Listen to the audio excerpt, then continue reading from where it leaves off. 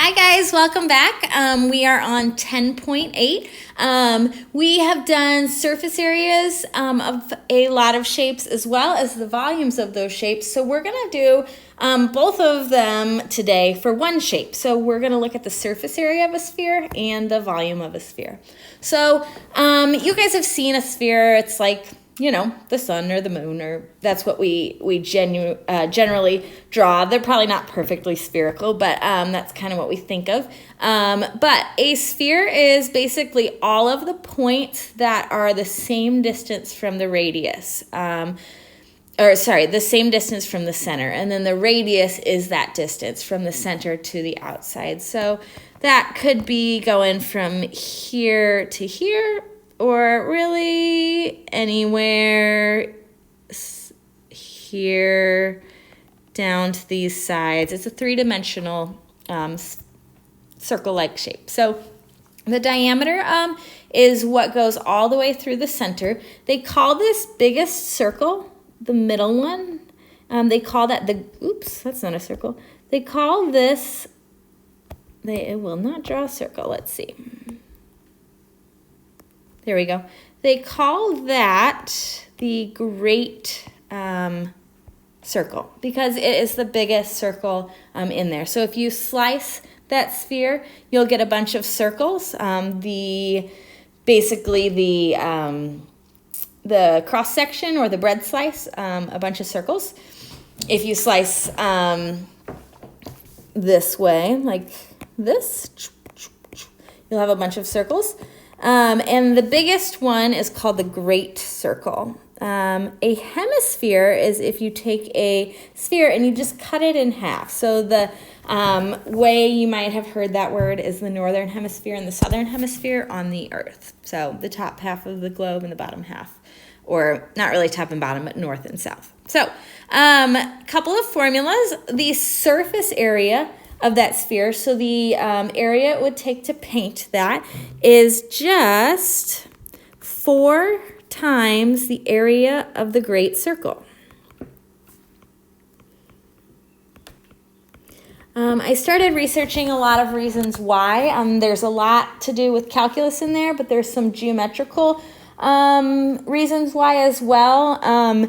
Because you guys have a homework assignment today, I'm not going to get into all of that, but if you want to research on your own, that'd be great. But there's a lot of interesting ways to show why it's 4 times the area of the great circle. Some people write it like this, 4 times, and then the area of the great circle is pi r squared, so they'll just write it like that for simplicity. So that's the surface area of a sphere.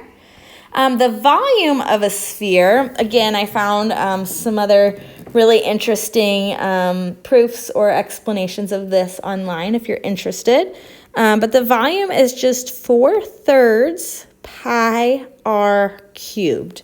There's a lot more details to why this is, but the cubed is kind of a good way to remember that it's 3D, so you can remember based on that. But 4/3 pi r cubed. So these are the formulas we're going to use. Surface area is 4 times the area of the great circle, or 4 times pi r squared, and then the volume is 4/3 times pi times the radius cubed. Now you will need to know how to do the cubed on your calculator. So since I can't show you in class, whatever number you want to cube, let's say you want to cube 5, the way you would type this in is you would type in 5, and then the little caret, which is above the division sign on most calculators, and then a 3. So there's no squared, since there's a squared button, there's no cubed button, you have to do that little arrow, or they call it a caret with a 3. So we'll do a couple of these, and then I'll show you, you can always pause the video and try more on your own. So the first one is asking for surface area. So I'm going to use my 4 times the area of the great circle, which is pi r squared. They gave me the diameter, which I need to find the radius from. So I'll go ahead and do that, and I get 4 for the radius. So the surface area is just 4 times pi times 4 squared. Make sure you do order of operations. 4 squared is 16. And then the surface area is 64 pi feet squared, Or, if you like the decimals, 201.1 feet squared. And that's all there is to it.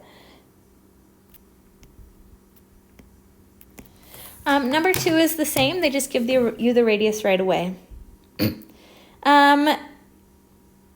Here they drew it out for us, but it's the same thing. We'll do number 3, where they just have the radius already for you. So surface area, which they're asking for, again is 4/3 pi r cubed. Oops, wrong. That's volume. I'm sorry. 4 times the great area of the great circle. So 4 times the area of the great circle, which is pi r squared. So surface area equals 4 times pi times 5 squared, or 5 squared is 25, order of operations. So the surface area is 100 pi centimeters squared, or if you multiply by pi, that will give you 314.2.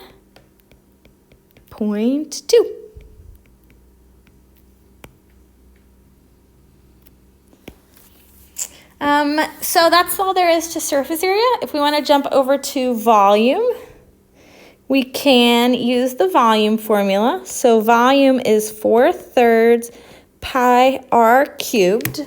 If they give us the diameter, don't forget to solve for the radius. So the radius here is 9 millimeters. The volume is 4/3 pi 9 cubed. I'm going to do the 9 cubed first. Again, I type that 9 and a button above the division sign, the little caret, and then a 3 to get the cubed. So I'll have 4/3 pi, and then 9 cubed, I got 729. So I'm going to do the 4 times 729 to get this. And then the 3 is still on the bottom, so it's like I was doing that. Multiply those two and those two. And if I divide that by 3, I actually got a whole number this time, which is nice. I got 972 pi. Or, as a decimal, that is 3053.6. And our unit here is millimeters cubed, because it's 3-dimensional. Woo. So before we had squared, because it was the area, the surface area, how much needs to paint would need to cover that. This is the volume, or how much you would need to fill that up. 6 is the same, just they gave us the radius instead of having to solve for it. And then 7 or 8 are a little bit trickier. We have to work backwards, but still not bad. We'll just do number 7. Volume is still 4/3 pi r cubed. But this time they give us the volume, and we have to solve for the radius in order to find surface area. So this has a lot more to it. 4/3 pi r cubed. To get the r cubed alone, I'm going to multiply both sides by 3/4 so that those will cancel. And then this is like 1,200 over 1. So 3 times 1,200 is 3,600 over 4, which is just 900. So I have 900 equals pi r cubed. Divide both sides by pi. And then for sake of convenience, since this is kind of new with the cube, I'm just going to do decimals on this one. If you're interested in keeping things in terms of pi, let me know, but there's going to be a lot of cube rooting and squaring. So, but let me know if you have questions or want to learn that. But otherwise, I'm just going to do decimals on this one. So 900 divided by pi gives me 286.5. Well, 479. And that equals r cubed. Now, this is something new. We haven't done this before, so I wish I could show you in person. But instead of square rooting both sides, we're going to cube root both sides. So you write a little square root, but you put the 3 on top of it. There is not a normal square root button that you can see on your calculator. What you have to do to get the square root button is you have to go to Math, and then the fourth one down shows something like this, and that stands for the cube root. So you can do that, and then it'll show up this on your calculator, and then you're gonna type in that 286.479. Mine actually shows up in here. So you're gonna do that. Whoops. And you should get 6.592. If you can't find that button on your calculator, another way you can do it is you could take that 286.479 and that little caret that I mentioned earlier, and instead of putting a cube, if you do 1 divided by 3, put parentheses around it, just to make sure it does the 1/3. That will give you the same thing as well. So either way should work. Feel free to reach out if you have questions on that. That's pretty new.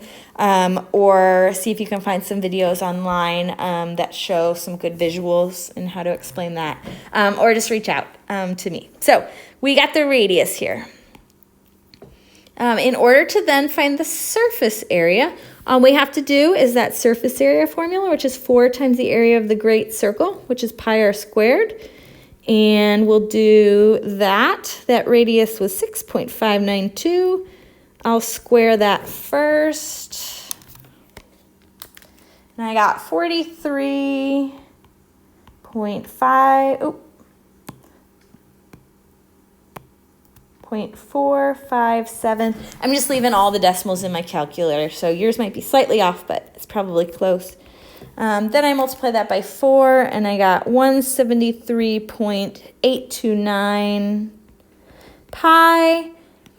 And I'm not going to leave it in terms of pi because I already just did the decimal earlier. So that gives me a surface area of 546.1, and then the unit would be feet squared for surface area.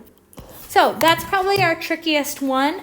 If you want to pause the video on the YouTube link, you can look at my YouTube channel, Maggie Sperber, and look at number 8 if you need more help with that, just seeing how I worked it all out. But otherwise, you guys can start on your homework. I do want to go through, in case you guys want to pause the video and try all the problems.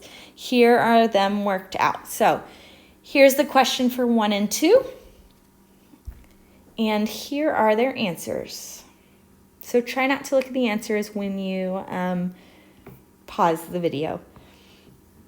This one, number 3, wants the surface area, and here's the answer. Number 4 wants the surface area, and here's the answer. Number 5 wants the volume, and here's the answer. Number 6 wants the volume, and here's the answer. Number 7 gives you the volume. They want you to work backwards to find the radius and then find the surface area. And here is the answer. Number 8 gives you the volume, wants you to work backwards to find the radius and then solve for the surface area. And here's the answer. Go ahead and work on this homework and let me know if you guys have any questions. Have a great day. Bye, guys.